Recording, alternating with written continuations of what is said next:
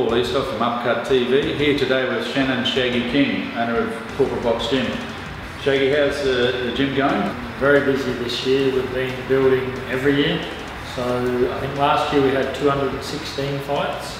And we're halfway through the year and we're probably on target for over 300 fights this year. That would have to place you as one of the busiest gyms in Australia. So definitely Australia by maybe tenfold, but could possibly be one of the busiest in the world. Mate, you've got a team of Thais in your gym, 4 of them are trainers, Team Thailand. Yep, so how Team Thai came about was I needed workers for the gym so they can teach authentic Thai boxing, and then we thought we will create their own identity.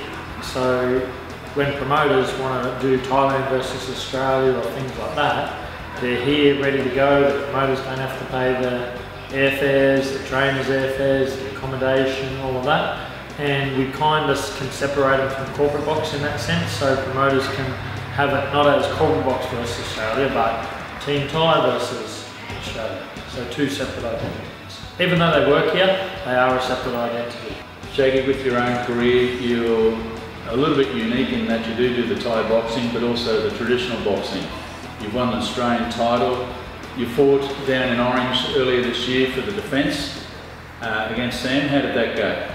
Well, I lost that one, but as boxing goes, there was some controversy, so the ANBF demanded a rematch, and Sam RC didn't want the rematch, so he relinquished the belt back without defending it.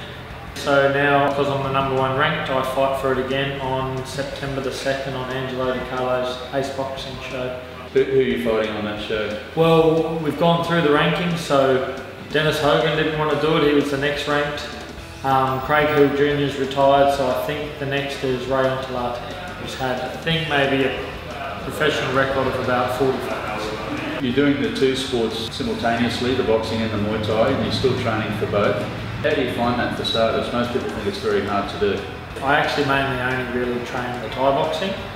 So I train Thai boxing right up to about 2 weeks out from the boxing fight, and then I'll change over and just do 2 weeks of boxing. I think the Thai boxing just makes you fitter. With the Thai boxing, where's your career path heading there?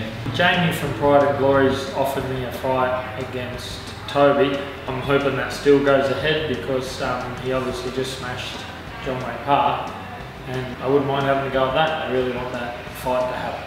Jamie's promised it to me, so hopefully he'll be delivering it.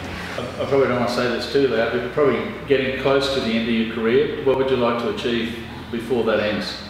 Really, I think I just want to have good fights. Myself and Sam RC, he was 10-0, I was 7-0, we fought. There's so many pretenders in the boxing that they just won't fight someone with a winning record.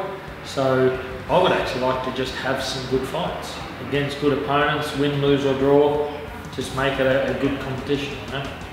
Shaggy, you have a lot of business interests, but we happen to be in a shop today with your name on it. What's going on there, mate? It's just through Corporate Box we have a lot of people there, and all the boys were coming in with some trendy hairdos. I had a vacant property right near the gym, so myself and my partner thought that we would build a barber's. Alright Shaggy, all the very best in the future.